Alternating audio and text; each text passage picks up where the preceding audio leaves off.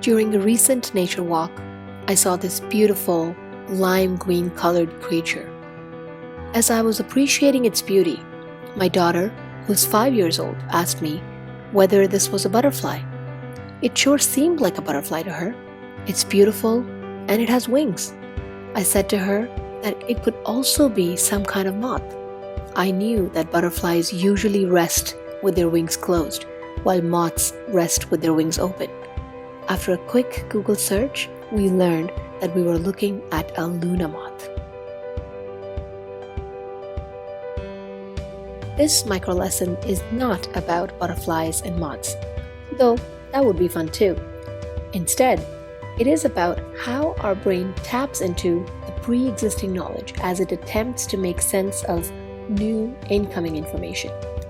It is natural, almost comforting for us to go from the known to the unknown, from familiar to the unfamiliar.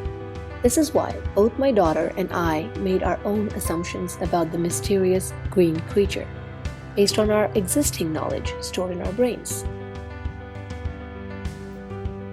Welcome back to this microlearning series called How Learning Happens, based on the book How Learning Happens, Seminal Works in Educational Psychology by Paul A. Kirshner and Carl Hendrick. My name is Nidhi Sachdeva and I'm the creator and narrator of this microlearning series. In the previous micro lesson, we looked at dual coding theory and how we learn best if both verbal and nonverbal centers of our brain are engaged while learning. In this lesson, we will look at the effects of prior or existing knowledge on learning and its implications for teaching. Let's get started.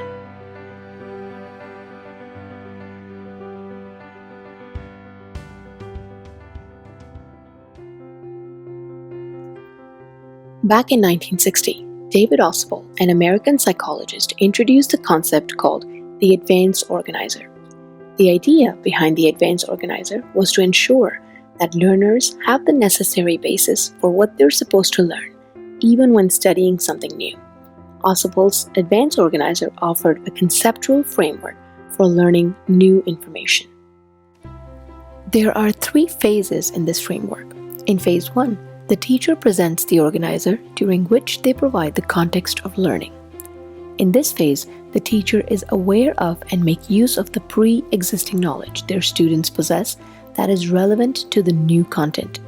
This advanced organizer is presented before the learning event and can be in the form of a text or presentation at a higher level of generality. In phase 2, the teacher presents the new learning materials in an organized manner to ensure that the presented information is in order that makes sense. The third phase is when the educator makes the cognitive organization of the students stronger. This involves providing clarification, fostering critical thinking about the subject, and ensuring that the new information sticks in the students' minds. Ausubel developed a study to test his hypothesis that the learning and retention of unfamiliar but meaningful verbal material can be facilitated by the advanced introduction of relevant subsumming concepts. His experiment was designed to determine if and how well learners would learn from a 2,500-word article on a topic learners knew little or nothing about. The article dealt with the metallurgical properties of carbon steel, and the participants were students of educational psychology. One group of learners were presented with an introductory passage relating directly to the main article. This was their advanced organizer. The other group, however, received historical background on the evolution of iron and steel processing methods. Interesting information, but it wasn't directly relevant to the learning material. 3 days later, both groups participated in a 36-item exam. The results were clear. The group that received an advanced organizer scored significantly better than the group that didn't receive an advanced organizer. This makes a strong case for the importance of prior knowledge in learning and retention.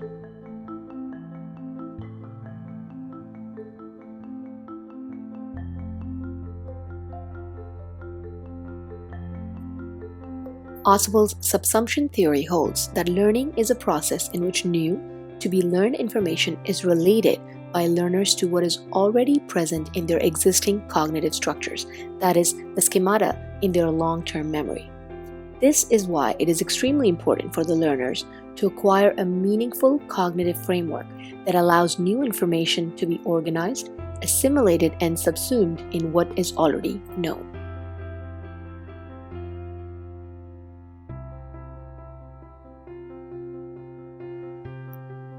In order to develop useful cognitive structures, Ausubel suggests 4 processes for meaningful learning. Number 1, derivative subsumption. This involves linking new things to old concepts you already know. The second one is correlative subsumption. This kind of learning process involves adding details in order to expand on an idea or a concept. Superordinate subsumption is the third one. This is a kind of learning in which a higher level concept is introduced to make sense of the knowledge you might already have. The fourth one is combinatorial subsumption. This involves linking one higher level concept with another one to enhance its understanding and learning.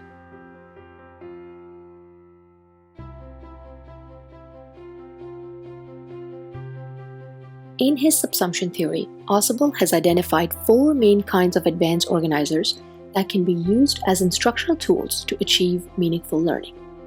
The first one is Expository Advanced Organizer, which describes the new content to the learner. The second one is Narrative Advanced Organizer. The role of this organizer is to present the new information in the form of a story to students. The third one is Skimming, in which an overview is provided to the learner. The fourth one is Graphic Organizer, which is a visual representation of the new information. This may include pictograph, descriptive patterns, concept maps, etc.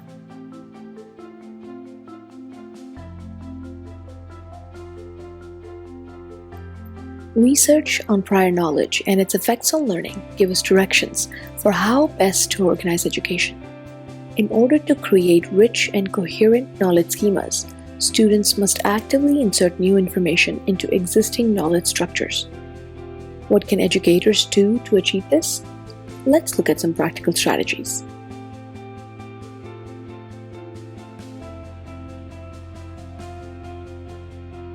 The first step is to make students' prior knowledge explicit. This can help the teachers recognize the learner's level and plan their lesson accordingly. One way to achieve this is to begin each lesson with a short recapitulation of the previously learned content. This can be in expository form or can also take the form of a quiz or quick discussion.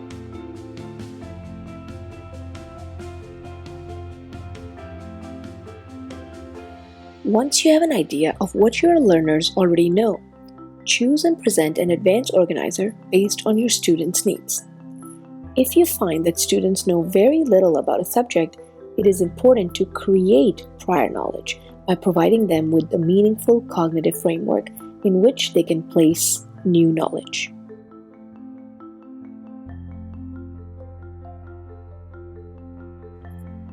When it's time to present your learners with new knowledge, begin with the more general concepts before moving on to specific aspects of the content.